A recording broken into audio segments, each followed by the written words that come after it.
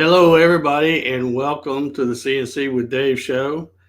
I think we're going to have a good show for you tonight. We're going to be talking about the number one question I always get asked about Gatton CNCs, which is it's kind of a two-part question. What all do I need to finish one of those things, and how much is it going to cost? So we're going to talk about that.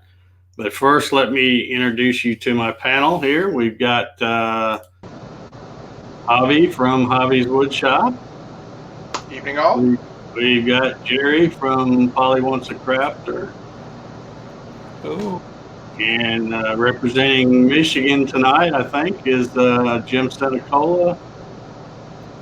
And then another Texan, Russ Meadows. So welcome, gentlemen. Glad to have you on here. We'll do a quick shout out here of some folks. We've got let's see here. We got Leo Steger, Andrew Adzit, Don Puckett, Steve Adkins, Wayne Hurl, Andrew. Oh, I already said him. Barry Curtis, Jesse Brown, Jerry Bonifield, Dennis Killian, Mike Haichu, Greg Oler, Barry Curtis. I said him again too. Gerald Tano, Dave Mack, Benji Long, Skip Evans, Ryan Ballard.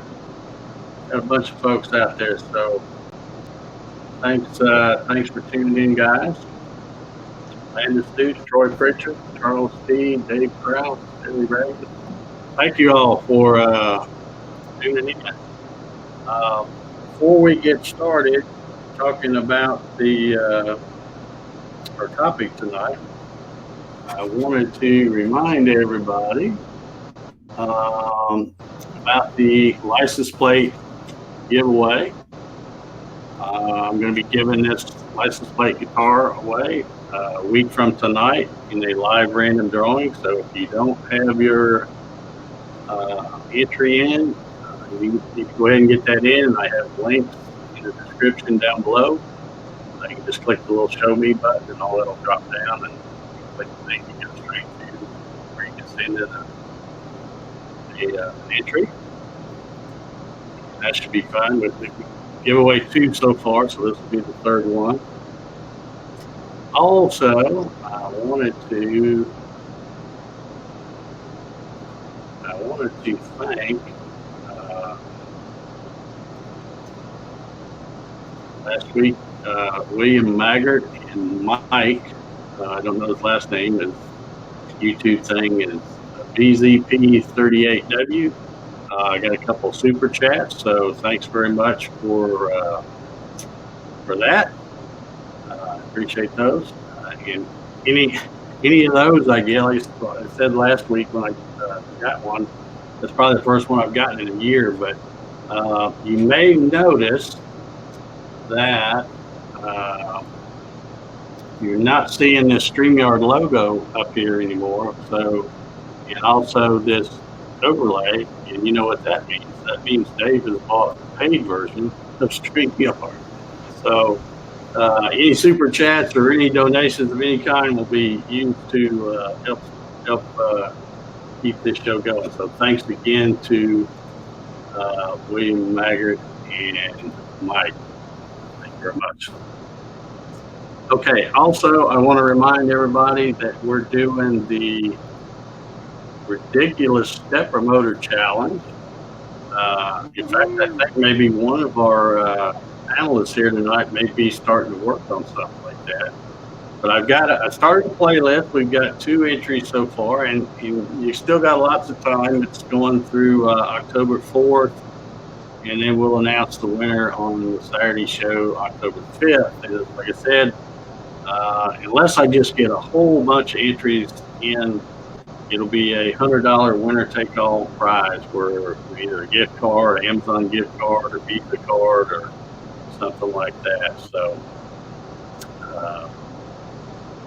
get busy and work on those. All right, let's see. What else have I got here? I think that's all I was going to talk about before.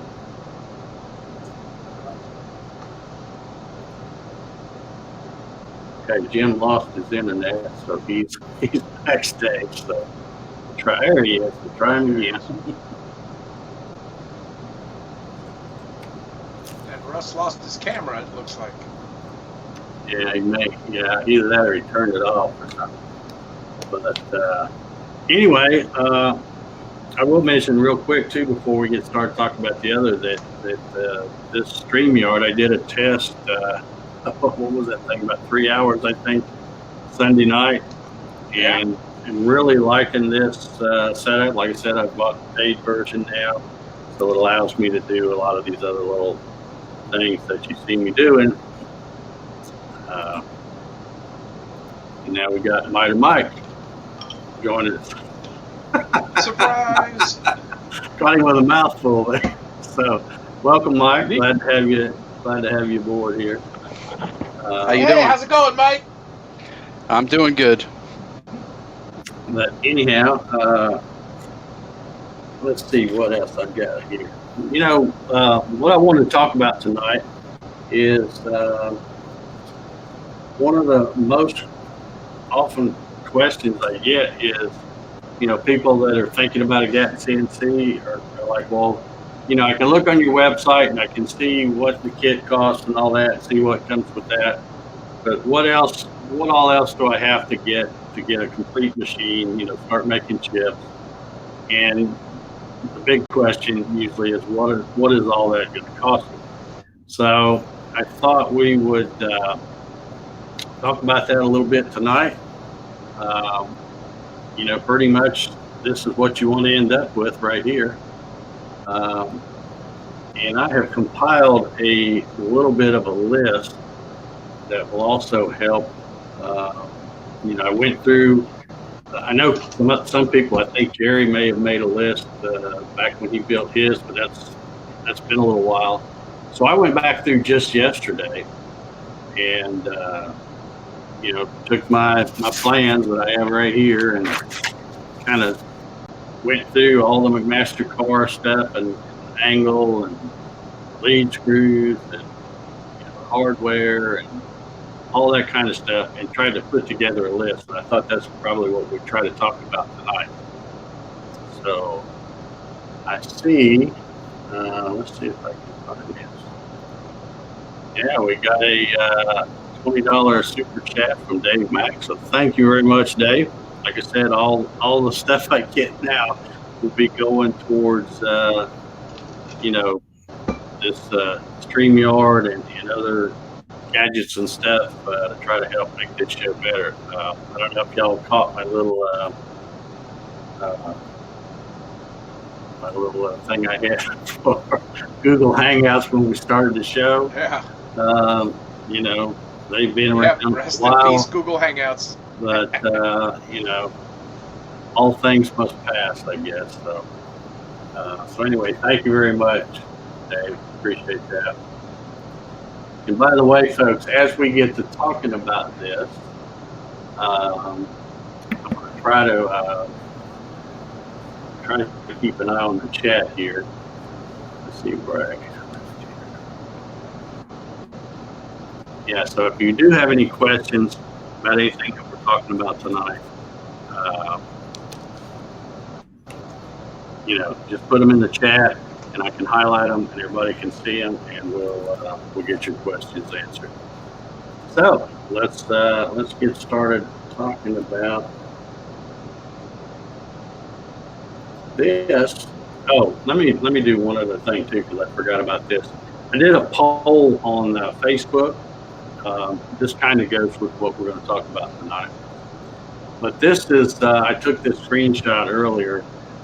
You know, just kind of for my own curiosity, I was wanting to know what people think that it built the Gatton CNC. If it was, you know, I gave them like 5 choices here, 1 being the easiest and 5 being the hardest. And it looks like we had 34 people saying that it was actually easier than they expected.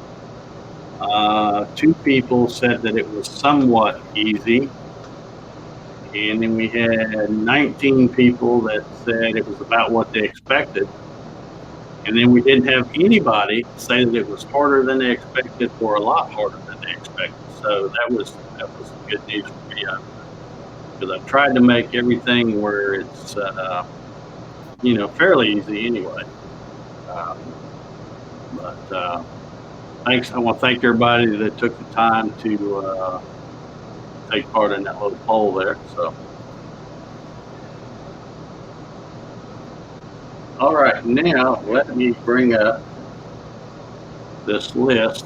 And I know this is going to take up a lot of the screen, but everybody's still going to have their mic on and comment, however you want. And I'll also be watching the comments over there in the chat and trying to highlight those. But here is kind of the list that I compiled. And my list is probably going to be on the high side, because I just kind of, for example, the hardware and stuff, there's some cases where you might need, I don't know, let's say 10 of something, and you order it from McMaster and it comes in a pack of 100 or something, So, you might be able to run down to your Ace Hardware store or something like that and just pick up 10 rather than buy a whole pack. But since that's the way I inspect everything out on the plans, I went ahead and did it. I thought, we'll do the worst case scenario, making everything a little on the high side where everybody can see.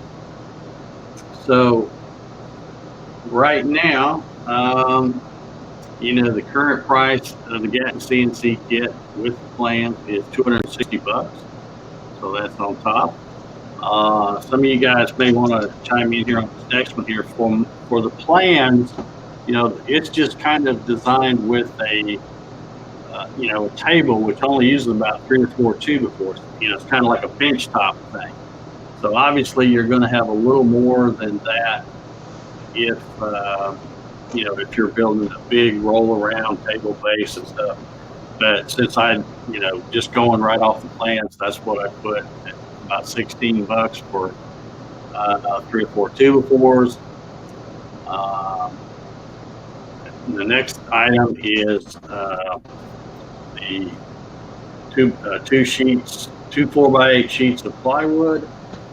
And again, that might depend on where you live. I put $120, which is about $60 a sheet, which around here, I know I pay about $55.98, I think, for Pure Bond, which is what I got the kits out of. Can everybody hear Dave, or are you roboting just on my side? It's coming clear here. Can everybody hear me good? Yeah, it sounds good here. Okay. Clear over there? Yeah, it's my internet then. I'll be right back. Okay. Yeah.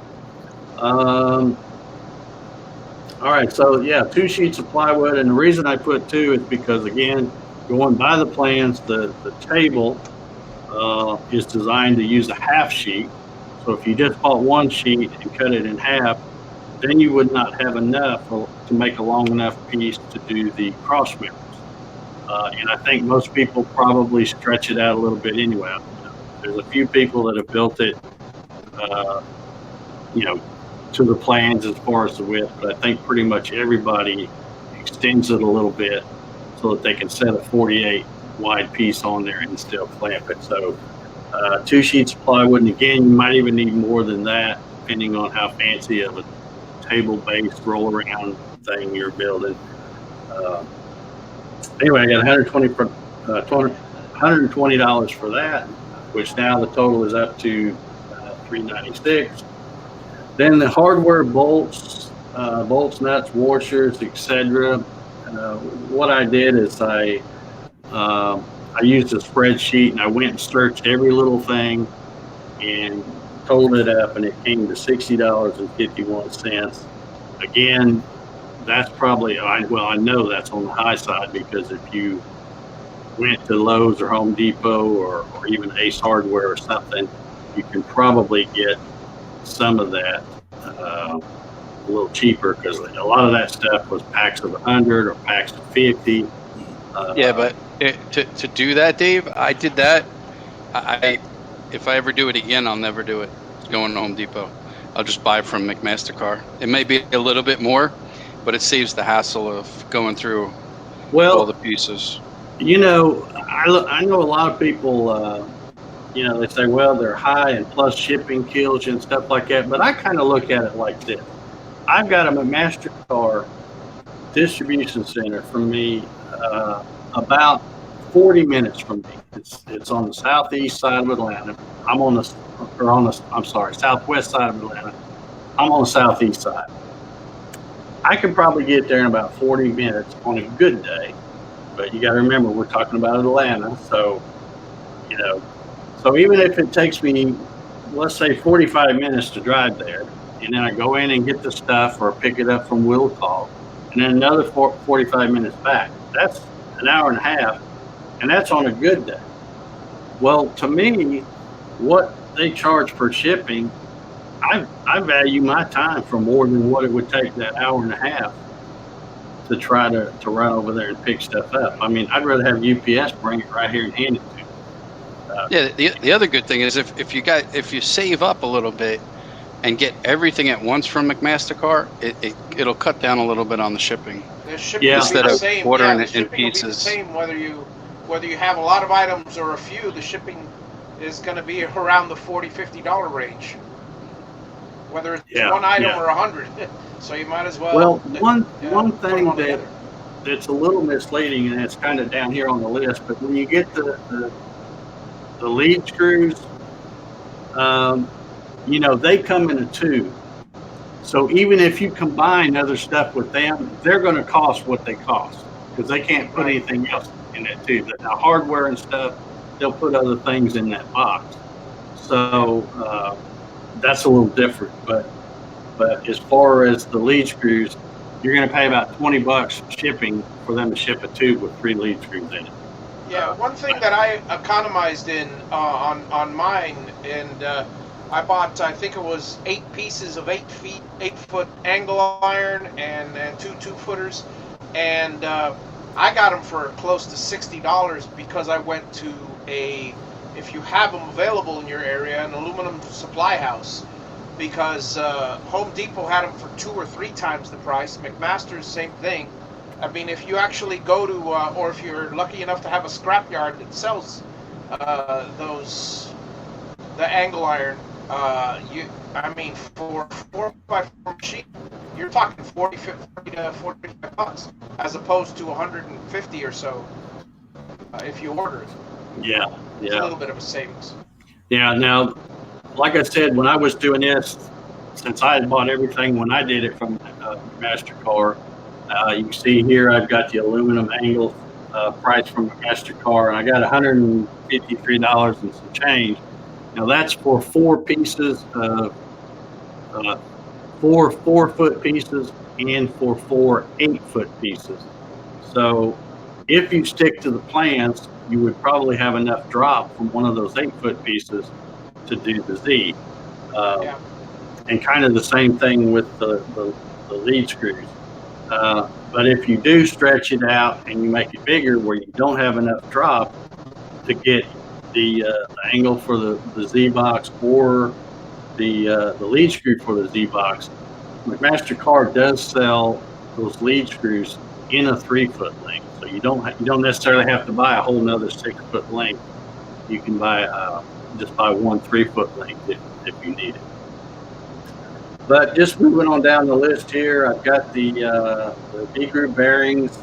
Like I said, I was pricing all this stuff yesterday, so I'd have the latest prices. I looked on Amazon and I found a seller on there that had them for $39.95 for a pack of 16. The bad thing is you need 26.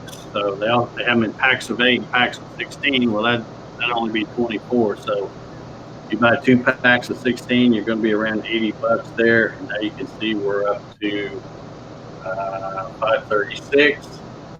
The lead screw support bearings, there's just 4 of those. And like I said, I use McMaster. I'm sure you could probably get those somewhere cheaper. But at McMaster, they're $11.94 a piece. So that's another almost $48 for there. So now we're up to $584. We've already talked about the angle. that gets us up to 737. The lead screws, again, this part number here is for the 6 foot length, but if you only need a piece for the Z or something, you can buy a 3 foot length. Or you probably could ask around. Somebody's probably got some drop. In fact, I have a ton of it. That's probably 19 or 20 inches long. I probably have 20 or 30 pieces of it out there. So check with me before you buy just that one little piece. And now we're starting to get into the stepper motors and the drive box and that kind of thing. And here's where it can just go crazy because there's so many different choices. The one that I put on here is the one that I've been recommending that's from Stepper Online. It's a 4-axis CNC router kit with 425 NEMA 23 steppers and the drives. And the price there, if you buy where they ship it from the US, it is $332. But it also has a price where if you ship it from China, where it's coming from China, it's $269. So if you got time and you know you're going to take a while to build it, you could actually order it from coming from China and save a few bucks. And then finally, I have the Gatton CNC backlash kit, which of course is sold by Dumpster CNC, and that runs about just under 158 bucks. And of course, I didn't count any shipping on here because, again, you might be going to pick some of this stuff up yourself, or Amazon Prime is free and all that stuff. So anyway, so the total I came up with is right about $1,350. Again, there's no. And that's a high side. Yeah, I think it's the high side, but there's also some things that are not necessarily you have to make the machine make chips, but are certainly nice to have, and one of those is drag chain. But you don't have to have something like that. Right. So so even being on the high side, then you have some money for that kind of stuff. So I don't know. Let's let's kind of go around the horn here and see what you guys think of those numbers. Is that about like Mike? Is that about what you had, or? Yeah, I think in total, I think I added it up back when the Patrick's was looking at doing it, and I think I came up with like 15. But I also got the drag chain, which I still haven't installed yet. I also got the Porta-Cable router, and software. Well, yeah, that was, I kept that separate. Right. But yeah, I think yeah, it was 13, 14, just under 1,500 for all the material. I also did mine 5x5, the table. Mm-hmm. Yeah, so I had a little bit bigger area, but the good thing is you could start small as far as just get it working. Like I bought the T-Track, so I can use that as the the hold downs. I bought the water-cooled spindle. I still haven't installed it yet. And there was something else I bought. I forget what else I bought for it. My table is bare as far as underneath. I will enclose it because I want to throw the shop vac under there and for dust collection, and I want to throw the air compressor under there, so I could blow off any chips that are there. Mm-hmm. But as far as basic, I would say less than 1,500, you could have your CNC up and running, and you probably even less if you're going to do it smaller. Absolutely. Yeah, that's true. That's true. Jim, what do you think? Backstage. Okay, there you go. Now I'm in the stuff. Okay. I spent about $1,200 in 2016. I built the standard layout that you had, purchased everything that you had there in the list, and that was about $1,200. The thing that saved me the money is I had 4 stepper motors, 4 stepper drivers, and that, so I saved some money there. But if I would say that, that'd be right close to your number, Dave. Okay, cool. And let's try old Jerry next. Yeah, that's a pretty accurate representation of how much it costs. Software is also definitely separate, but the one thing I would add on there that's almost guaranteed you want to have is an Ethernet smooth stepper or a UC 100, 400, because I just had no luck with the parallel connection. Yeah, that's a good point. Now, I kind of purposely left off, computer and software, because again, there's a lot of that could be a huge variation. Yeah, I mean, some people might want to go with the free stuff, and other people want to buy stuff. Some people have an old computer laying around. Some people will go out and buy a new laptop or something to run it with. So there's a lot of different choices there. But so I purposely left that off, and I also didn't really count a router because the kit comes with a mount for a 3.5-inch body, and that's, I won't say a standard, but there's a lot of different routers that people might already have that use that are a 3.5-inch body. Porter Cable makes several. The 890 series is 3.5. The 690 series is 3.5. I think Bosch makes one, probably DeWalt or something. But yeah, originally I had the rigid one I was going to throw in there, but I started using it in my router tables, so then I was like, let me just get the Porter Cable. But yeah, I mean, most people have a router hopefully sitting around if you really want to make chips and take it in and out. Okay, we lost Hobby there for a minute. And looks like we've lost him again. But okay, well, like I said, what I've been telling people for probably the past 3 years, when they ask me that, is I just kind of throw a ballpark figure out and say, well, you're probably going to have somewhere between 1,000 and 1,250 or so, maybe, depending on how fancy you want to do it and how big you want to go. And like I said, of course, pretty much everybody, goes bigger than what the plans call for. Yeah. So let me take a quick look over here and see if we've got any questions in the comment.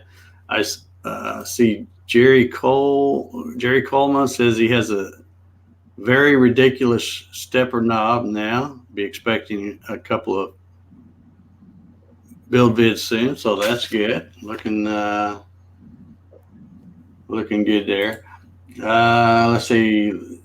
Ron says the sound improved tremendously when Javi removed himself. It's because he's in his RV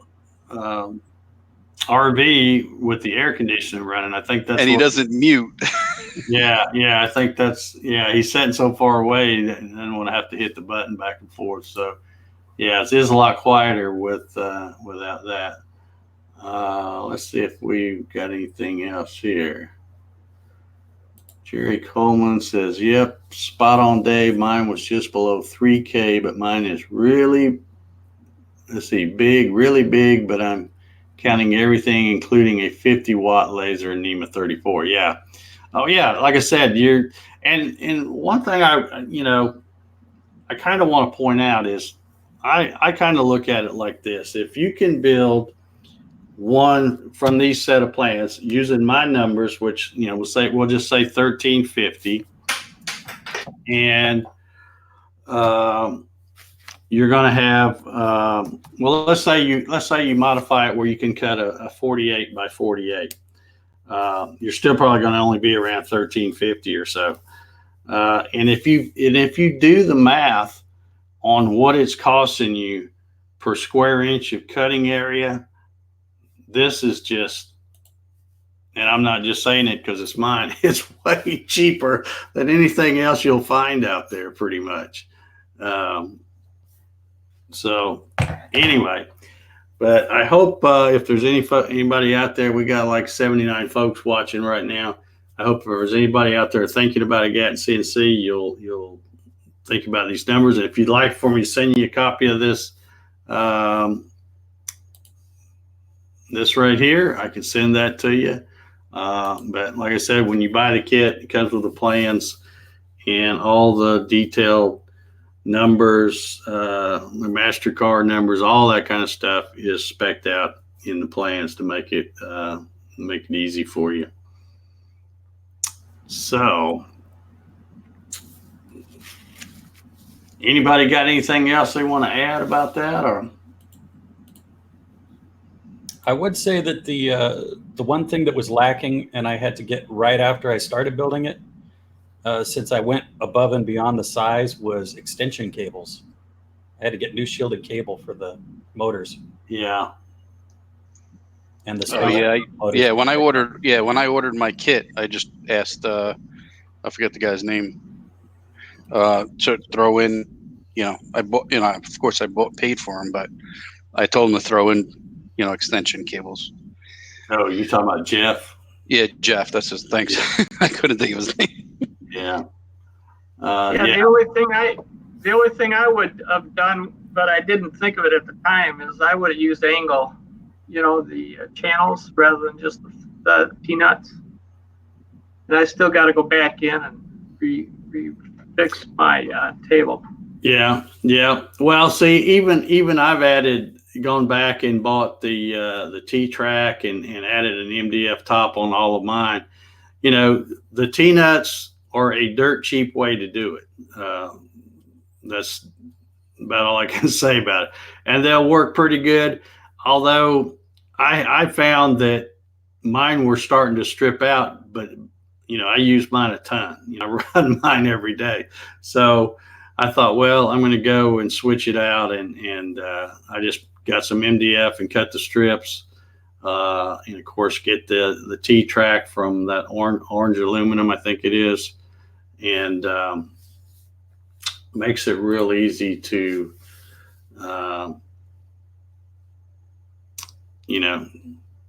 clamp anything pretty much anywhere now. So, okay, I see Javi's back. Let's see what. Yeah, I finally got I put the phone outside of the camper, and let's see if that signals any better. Oh, okay. All right. I don't know where you left off, but my comments as far as the price is, mine was exactly $1,271, and it's a 6x6, and that includes all the stuff to make it go vertical. I paid $430 or $450 for the original Xylotech. If I would have done the Chinese deal, I would have shaved $200 off the price. If I would have made it 4x4 or even a more convenient 2-foot by 3-foot size, I'm positive that the entire thing would you can easily get it under $1,000.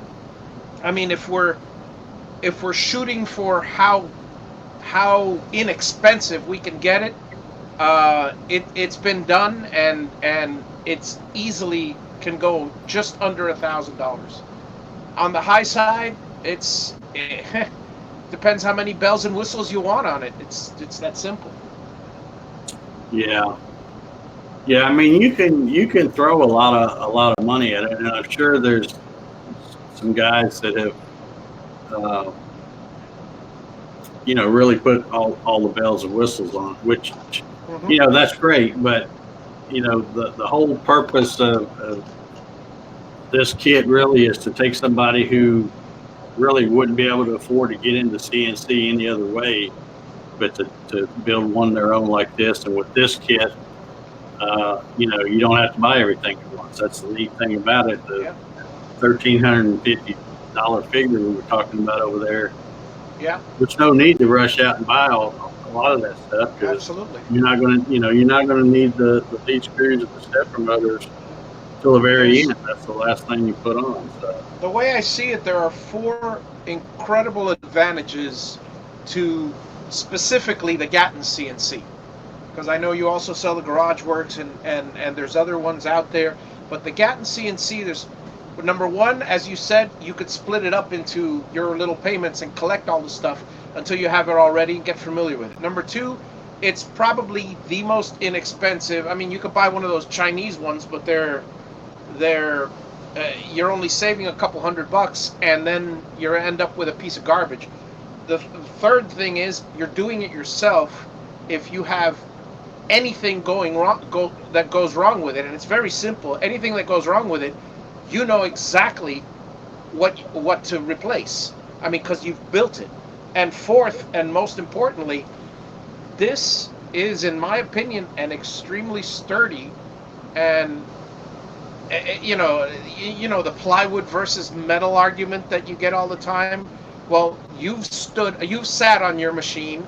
I've stood on my machine, and on the gantry, and that's 270 pounds on a 7-foot span. Didn't even bow. I mean, and it's a solid machine. I mean, that's just an outlay of the advantages as I see it. yeah. It's a good machine. Yeah, well, I certainly think so. I'm happy. I love it. A little bit I'm happy light, with it. but yeah, I think so. And one thing, Jerry, by the way, I did leave off the disco ball. I wasn't sure how much those things run. Yeah, I kept. I probably put another $500-600 in the accessories, but I wasn't going to count those as you can make chips without the special stuff, Yeah. Well, yeah, if you just get started, start selling stuff, then you could always recoup money and, add on the fun stuff. That's what I did. I wanted the water-cooled spindle, but, I couldn't justify the price to start. So I started with the porta cable. Yeah. Let's see if we can answer this question. Barry Curtis asked, any thoughts on the easy way to align the Y leads by yourself? I'm assuming you're talking about the lead screws. Push them all to one end. Yeah, put them on and then put it all the way to the end. Yeah, I mean, if I can't remember which video it is, probably 7 or 8 in my series, and I didn't have any help. I mean, you just have to kind of, I show in the video that I mount a motor and then move it, and you can, just with a tape measure the gap between the side of the frame to the center of the screw and get it even. And basically, you're trying to get it as close as you can, and then when you go to fire it up for the first time, you'll know if there's any binding, and that's when you do your final adjustments. That's why I always tell people to clamp those. You can, both the one with the motor and the one with the bearing on the other end. You just clamp those first and run it around till you know that you're not having any binding at all. Then when you get them, they're in the right spot. Then's when you put the screws in. So yeah. I mean, we're talking about. Was he talking about aligning them so they don't rack, or aligning the both rails? Because what I did was, before I even put the lead screw in, I just pushed my gantry back and forth, and it was smooth as silk. If it binds at that time, you didn't make it perfect, because that thing it was very smooth the first time out. okay, well, I'm assuming he's talking about the lead screws, and he just says yes here, so I think we were on the right track there. But yeah, I mean, it takes a minute to to double check them, but you can use a tape measure to eyeball it and get it reasonably close, And then really the real test is when you get ready to fire it up and start jogging it around. And it might run fine right in the middle, even with it being misaligned. But when you run it all the way back or all the way forward, that's when it's going to start binding. If you're, if you got them going like this or like this. So. Yeah. And So Dave, sometimes. I built a spacer box. Once I moved my entry to the back, I made a spacer block, and I used it front to back. It came out perfect first time on both sides. Yeah, I mean that's even a better idea. I think I just eyeball it with a tape measure, but yeah, if you have a spacer block, you can get it even. That's what I did. And that'll work fine. Yeah, and one thing that well, you taught me this, Dave, that you're going to have to run it through a few times so it'll wear away just the slightest little bit of edge on that aluminum, and then you slightly snug them down and do it again. And after doing that 5 or 10 times, then it's there's a point where it'll stop wearing and it'll come into its own. The V-groove bearings on the channel. And the first time I pushed it, it was a little rough, but it's like it reminds me of those those slide-in drawers, the drawer slides, the heavy-duty ones. Yep. Yeah, the first time you push it through, it's hard, but then you pull it out, put it in, and it's perfectly fine. It's similar with the rollers, with the bearings on the rack. You have to wear them. You have to just push them back and forth a couple of times, and after that, I mean, if it binds anywhere, then somewhere along the way you miscalculated. You got to double check the distance. Yeah, Barry says he got a new one installed. Just got one done today on the right. About to set the other side. I might have messed up and screwed it already. Yeah, you always want to just clamp it until you've had a chance to run it back and forth, jog it around all the way back and all the way forward. Like I said, that's where it's gonna mess up. You could be probably an inch out of alignment. It'll still run fine in that little spot right in the middle because there's enough play in the acme nut and stuff like that. So but when you start running it all the way back to the back and all the way to the front, that's when it will bind if it's out of alignment. And I know you probably are gonna. I'm gonna mention this just in case anybody wants to do something that Dave hates when you do these ridiculous modifications. But I did a ridiculous modification on my Colossus, on the Gatton, which is, it was bothering me that it was racking every now and then, and I didn't want it to rack at all. And the reason for it was when I was running it vertical without counterbalances, but that's a whole other story. But when it was, because of the excess forces, it was occasionally racking on me, and I didn't want to go through the trouble of always having to bring them both to the end to realign it.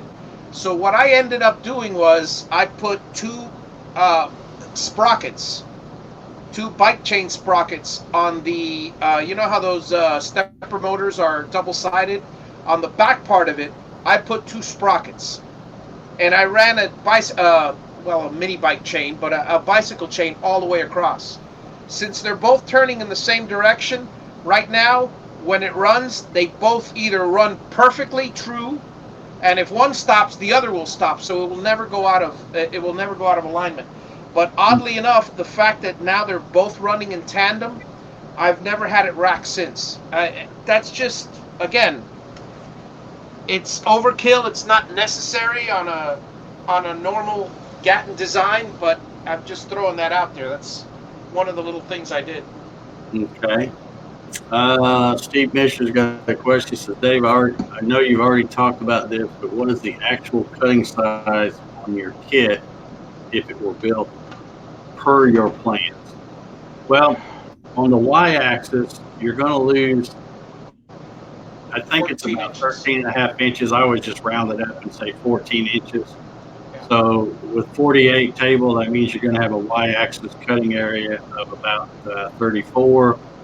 And with 48, 4 and you know, 5/8. You take away 4 and 5/8 off the X. okay. So about 43-ish or so, 43 and 3/8 or something like that. Yeah.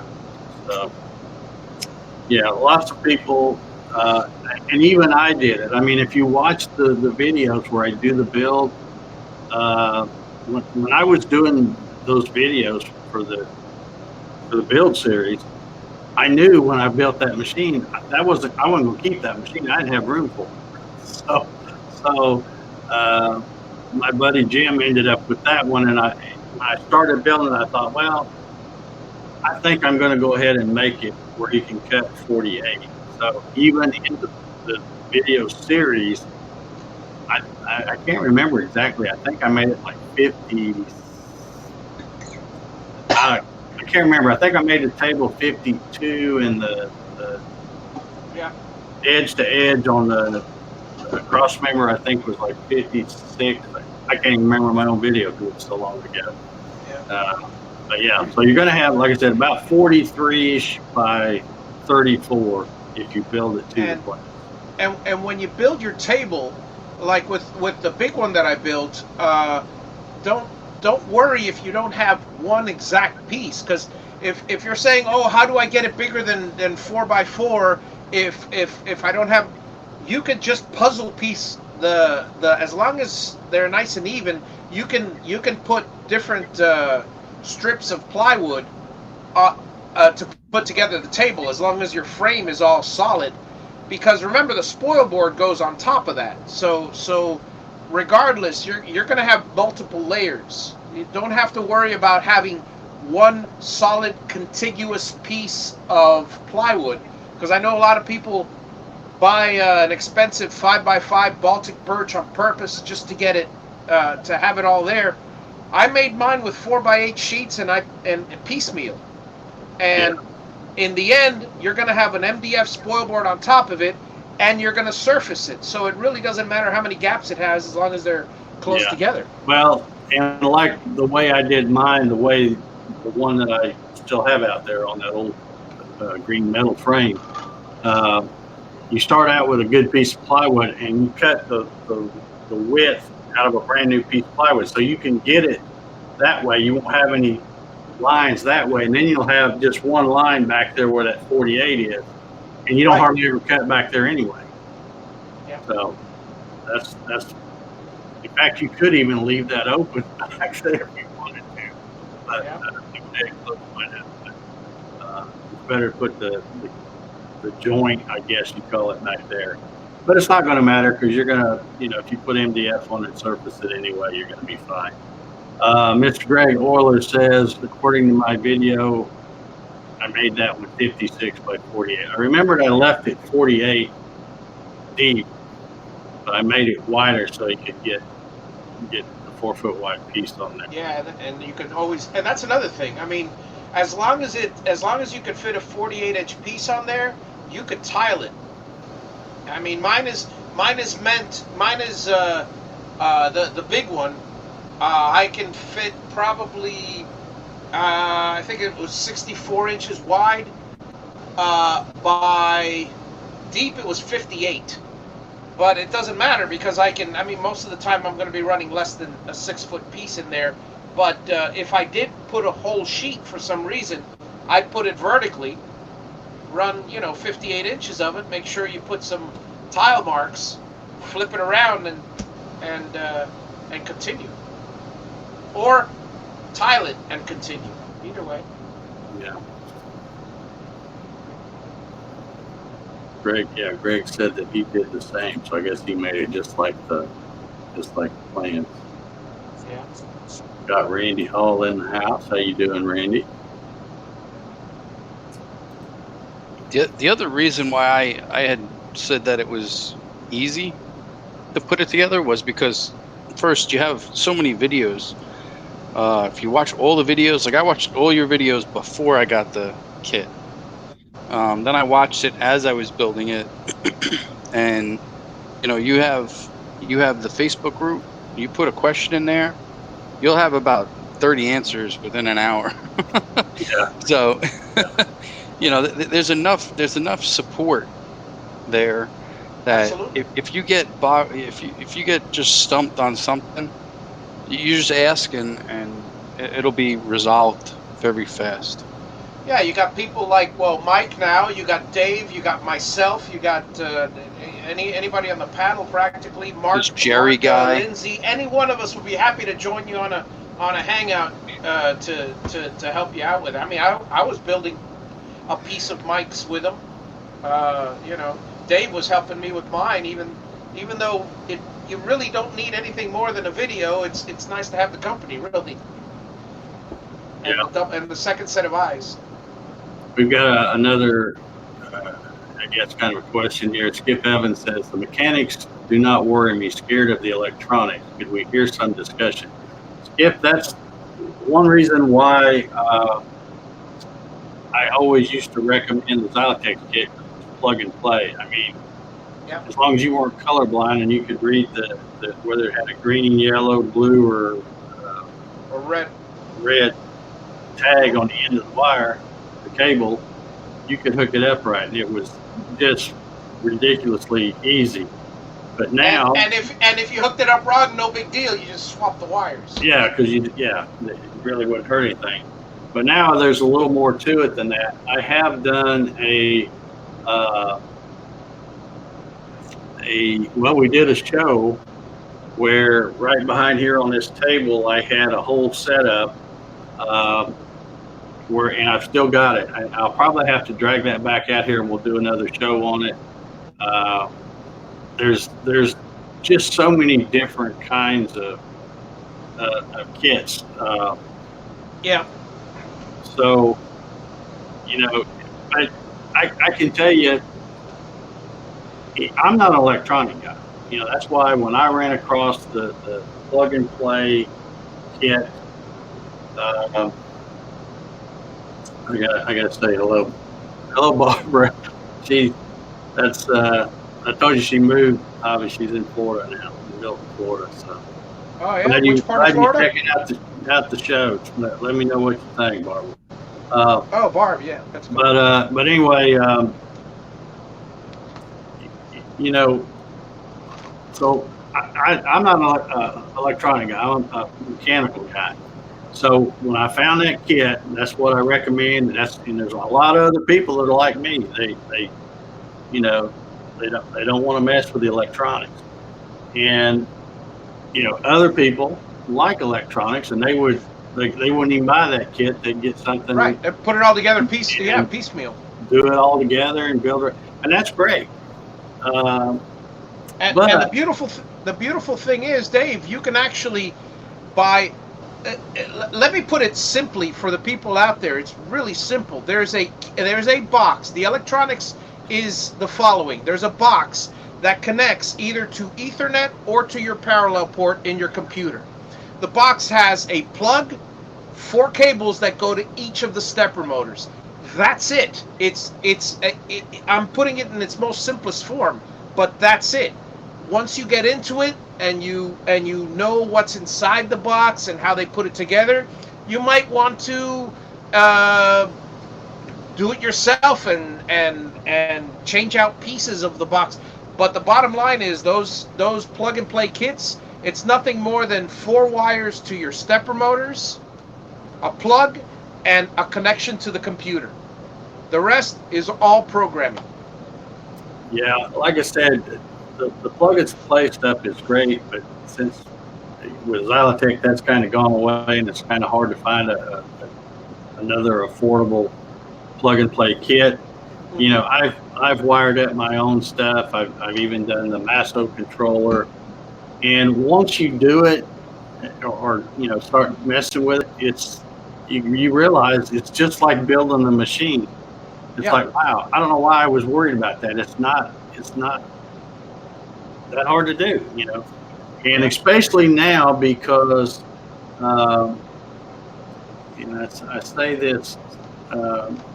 Because there's so many folks that have done it now. I mean, we've got almost 1,000 people in the Gatton CNC Facebook group. Like Mike mentioned, you post a question in there and most of the time, before I can even see the question, there's 5 or 6 responses. So there's plenty of people that have done it that will help you out with either a wiring diagram.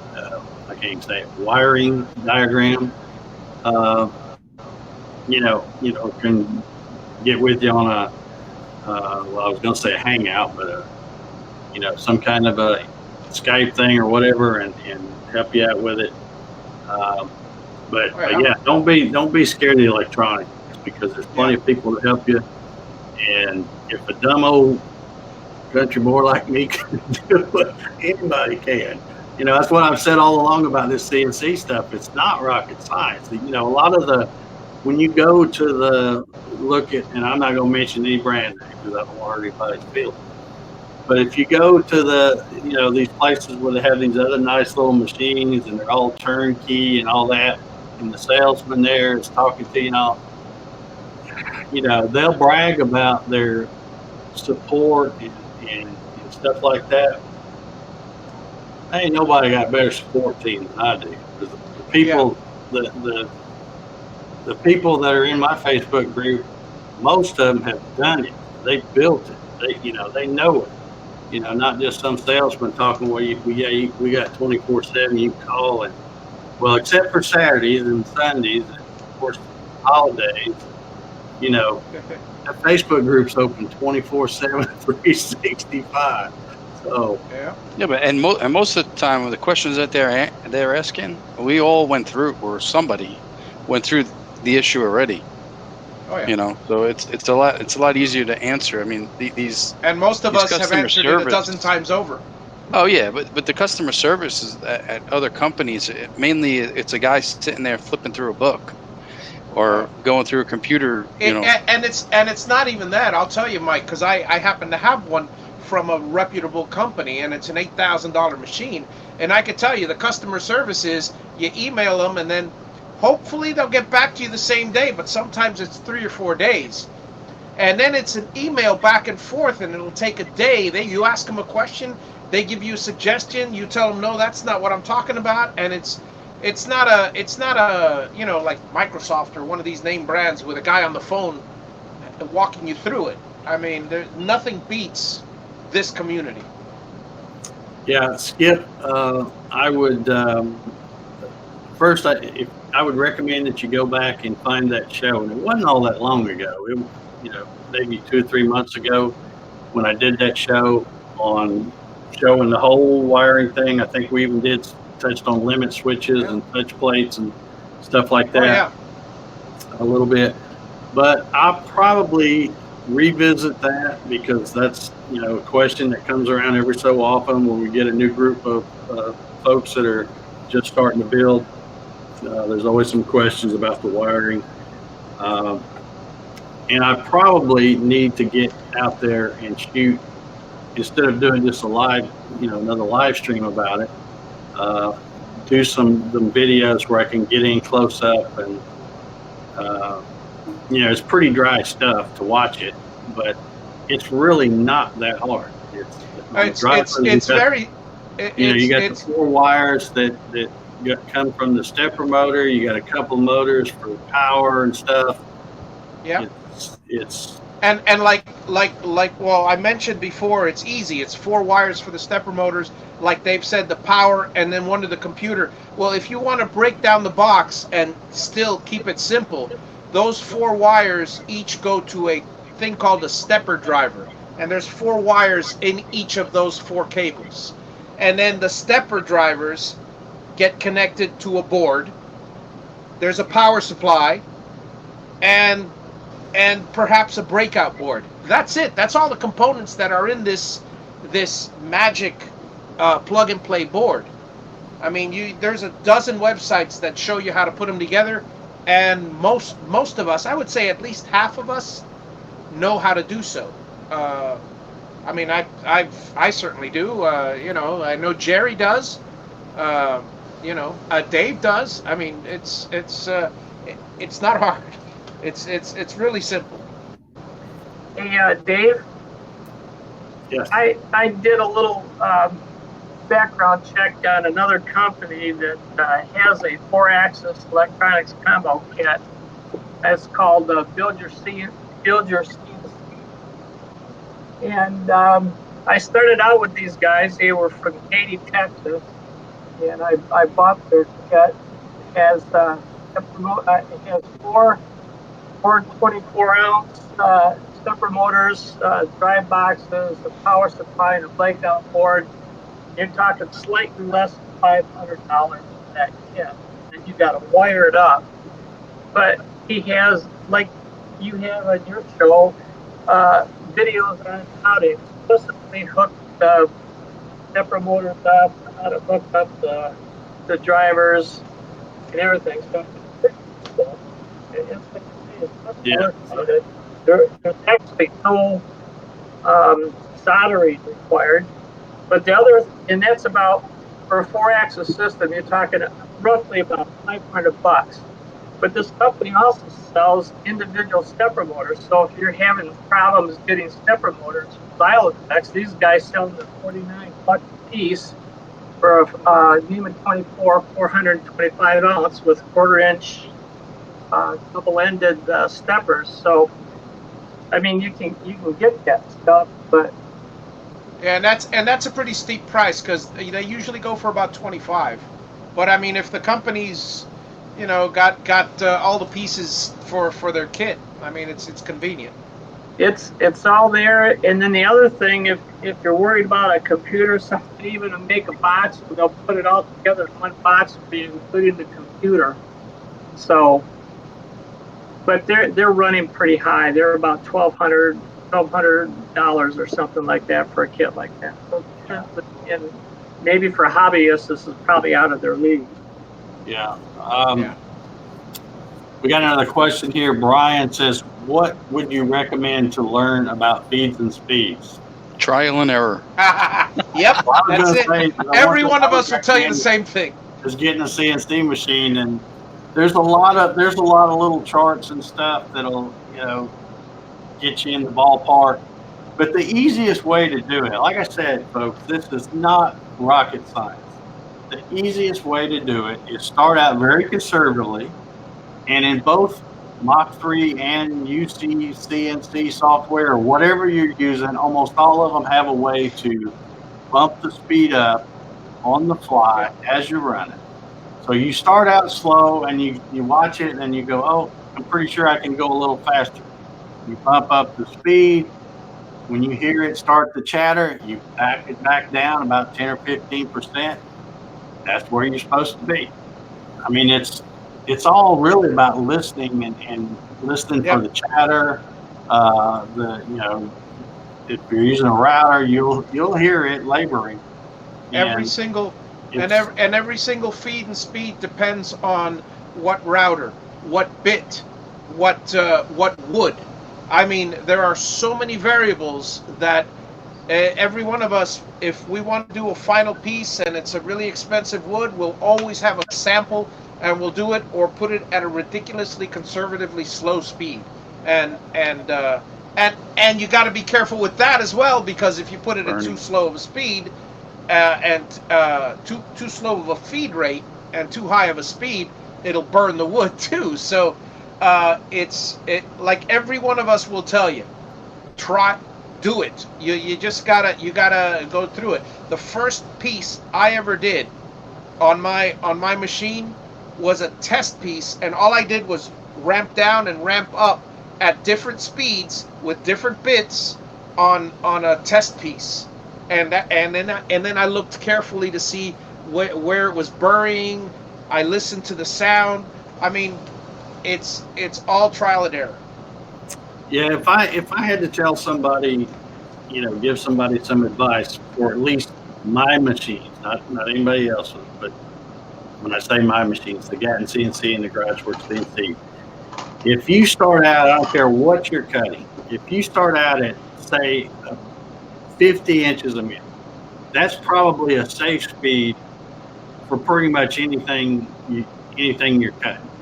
And then, as a rule of thumb, use your depth of cut half of the diameter of the bit. So if you're running a 1/8 inch bit, start out at a 16. Now, I'm not saying you can't cut deeper than that, but I'm saying if you're brand new and you're just trying to learn this stuff, Yep. you're probably going to be safe doing that.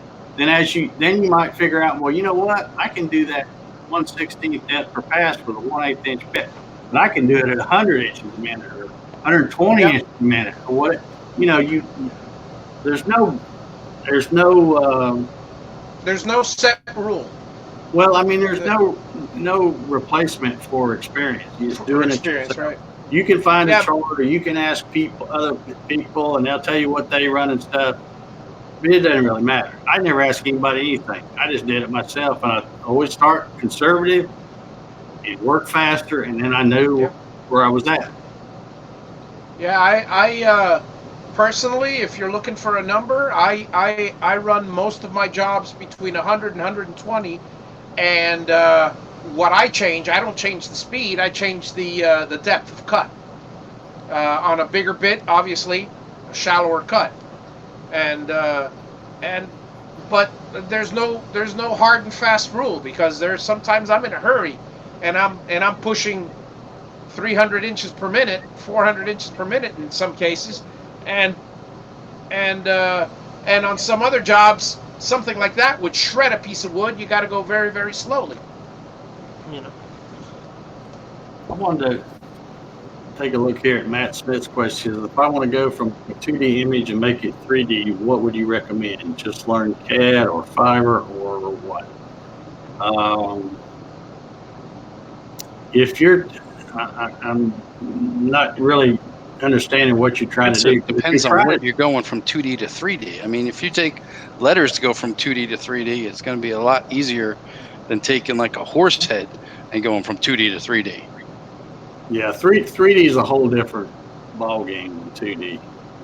Yeah, if you had a program like Aspire that's ridiculously expensive, top of the line, then you can make a flat 2D pattern any shape you want and raise it up that way, if that's what you're talking about. But if you're but you can, with VCarve, technically it's 3D. You're just carving a V into the letters, and that's built into the program. That's very simple. So you got to be a little more specific when it comes to 3D. Yeah, more than not, I would suggest learning either Aspire or Fusion 360. Fusion. Yeah, 360. I know it seemed like a steep learning curve to me, but now that I've been doing it a week or two, it's a lot easier. VCarve is awesome. Aspire is awesome, but it costs so much money. Yeah. And those are the two options for cheap 3D, in my opinion. Well, the nice thing about if you get involved with Vectric is if you buy VCarve Pro and you want to upgrade to doing your own 3D, they only charge the difference between what you paid for VCarve Pro to go to Aspire. So you pay $700 and some for VCarve Pro, and it's I think $1,900 for Aspire. You only pay the difference between the two products. And I found that using Aspire is very easy and intuitive, and they have thousands of YouTube help files. Vectric also has an extremely good video library going, but I've used AutoCAD and a couple other pieces, but I never got in Fusion. I'm at the point I'm not ready to learn the third or fourth CAM program. And one comment, one of my 2 cents as far as 2D and 3D, if you're doing it for artistic value or for a friend or family member or for style, that's one thing, and by all means, or to learn. But if you're doing it for monetary gain, let's say basically production value, I say, my personal opinion, stay away from 3D, because and the reason why I say that is it takes exponentially much longer machine time. The return on investment is not there. You can knock out 10 or 20 flat 2D signs and make almost just as much money on one sign that you spend 5 minutes on, as opposed to a 3D sign, which will take 4 hours, and you won't even make double the price. So if you're talking ROI and production, stick to VCarve and 2.5D signs. If you truly want something to be creative, that's a whole other ballgame. I don't know if you guys agree. Yeah, I think I would. Yeah, the time versus what you get. I've had way more luck doing VCarve custom than I had 3D. Well, somebody the other day was, I'm pretty sure it's probably on Facebook, but they were asking about, or it might have been here, I don't know. They were asking about how do you get the estimated time for a job closer? And I just posted on there, I said, I don't really pay any attention to the vectoring. You can tweak it and work at it and get it close. It's always going to be off. I use the simulation in Mach 3, and that thing is really close. Yeah. Same here. Assuming you don't manually bump the speed up or slow it down once you do it. But when I go out there, like I might look at a job and say it says it's going to take 45 minutes, but on vectoring, and then I take it out to the shop and load it into Mach 3.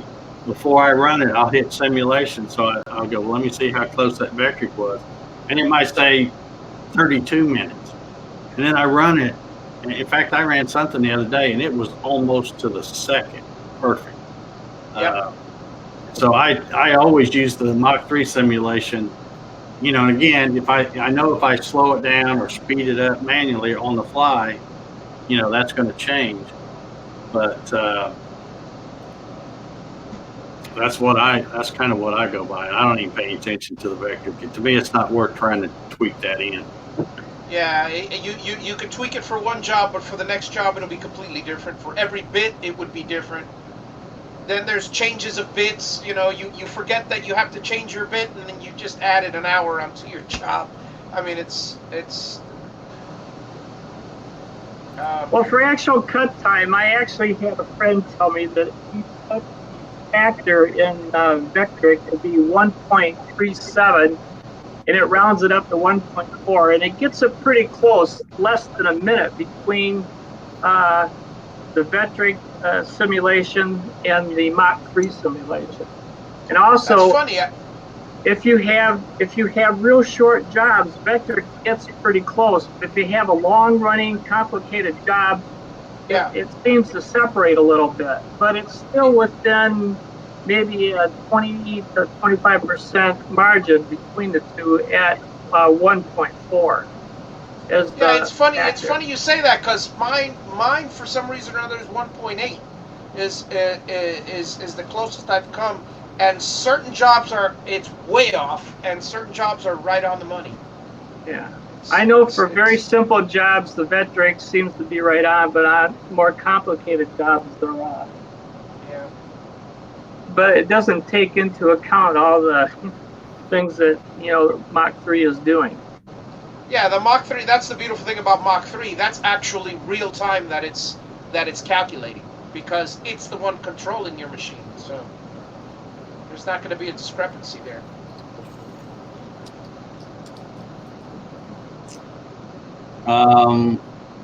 Yeah, Ryan Ballard says if I can build it, anybody with a brain can. So.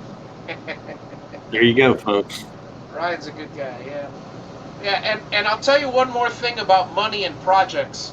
And this is really sad for me and for most woodworkers that enjoy a good grain and a good quality wood.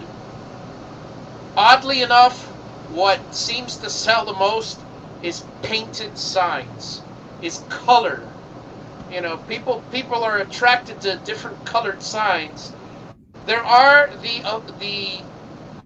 ones of us who appreciate a good wooden sign with properly stained and everything, but most of the time, if you slap on a few pieces of paint on cheap pine, it sells faster than the fanciest sign.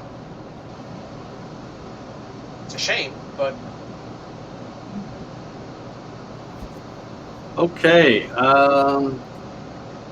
Let me post this one more time. Anybody got any other questions? We're already about an hour and 15 into this. I guess we'll wrap this one up here in just a little bit. We don't have any more questions. I appreciate it, man. We've had like 80 some folks watching tonight, so I really appreciate it.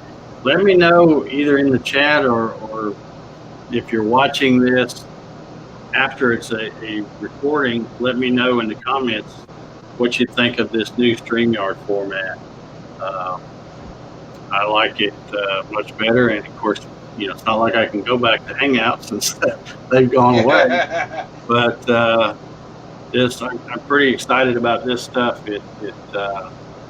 It's just super easy to use. So.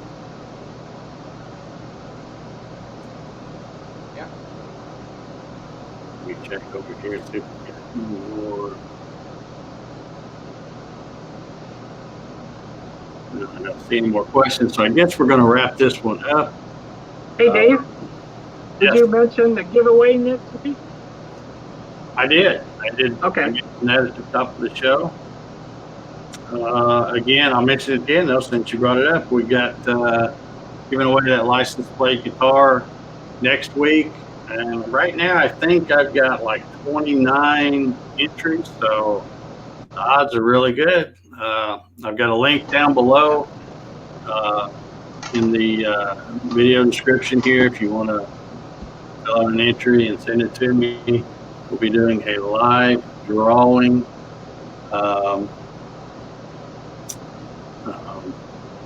next week. And I was looking around today, and I found a really cool random number picker. It's like it almost looks like a Wheel of Fortune type thing. So nice. You can just plug in the numbers. Oh, I see Russ has come back here. Back. There he is. Just Yeah, that's right. Come on back when we're about done here, buddy. It looks like his internet may not be too good. So. Yeah. Well, I know that feeling all too well. Brian Ballard says an hour and 15 minutes. This doesn't even get started. Yeah, we did kind of a long marathon test. I think we were on for about 3 hours. 3 hours, 4 minutes, and 50 seconds. That was just kind of a BS session, but yes, please, thank you, Ryan. Make sure you hit the thumbs up on the way out. If you haven't subscribed, feel free to subscribe and hit the bell where you get the notifications when we go live. I do this pretty much every Saturday night. And I guess we're going to wrap this one up. If I can remember how to turn this thing off. I'm just kidding. All right, so we're going to, let me get your YouTube up. Yeah, let me get my. Does StreamView allow you to cut the live feed, or do you have to go to YouTube for it? I think it'll turn it off here with this one. Sure. Whereas with OBS, I had to hit it and then go to YouTube and turn it off there too. So, yeah, I think so. I'll be watching over here. I've got my laptop here. I haven't really been paying that much attention to it because everything's right here. Yeah. But I did want to make sure that it was going to come out. So. But anyway, I want to thank everybody for watching.